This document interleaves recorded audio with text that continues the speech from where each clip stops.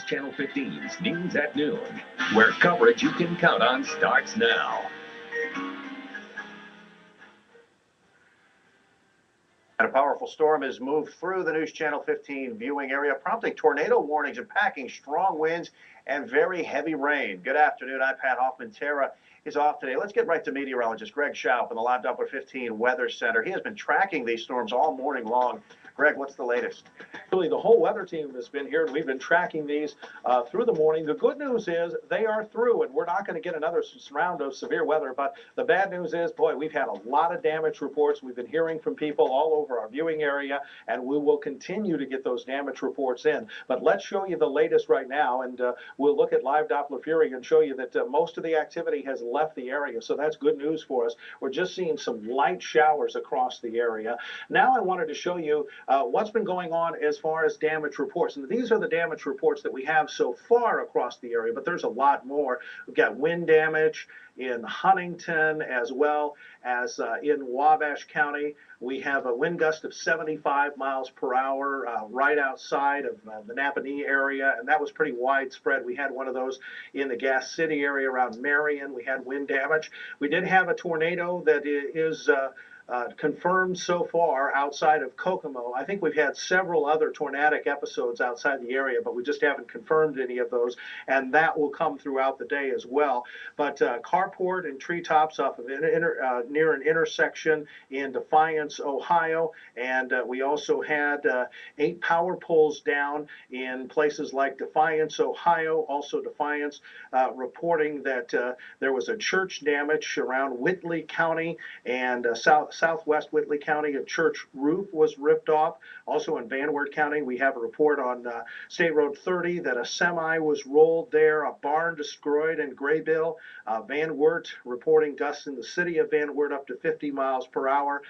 Near Graybill, we had a propane tank actually lifted off its foundation, and the fire chief in Defiance County stating that a tornado did touch down and took out a barn in rural Defiance County around State Road, around County Road 469 Northeast. And southwest in Monroeville, we're also reporting winds measured up to about 75 miles per hour. Want to show you one more thing that happened and show you kind of the whole time lapse of the event as we looked at it come through very early this morning. And you see that line that's held together. Also, that area which kind of looks like a bow from a bow and arrow, and that area is where we were seeing all the strong thunderstorms and all the wind gusts right here across the area. That has moved on towards the east, so that's the good news that we have to share with you.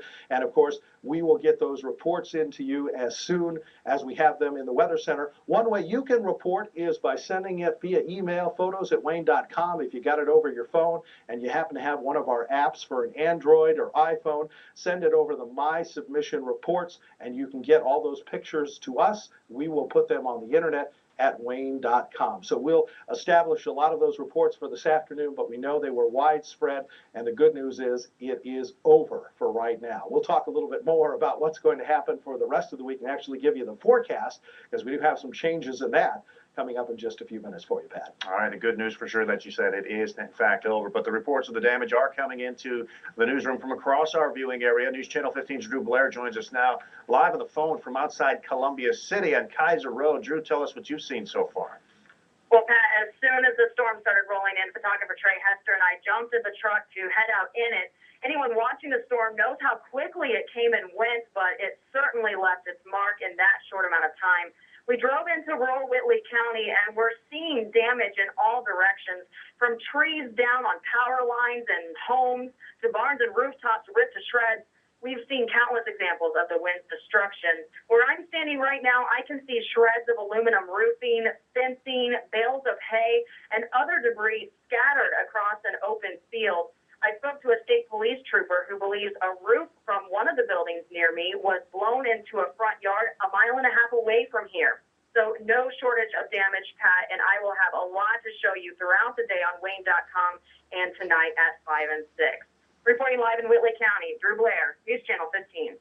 All right, Drew, thanks for that. Of course, other areas reporting damage as well. We're going to take a look at a picture here from just east of downtown Fort Wayne. The reports of trees are down in the Columbia Avenue and Dearborn Street, as you can see in that picture.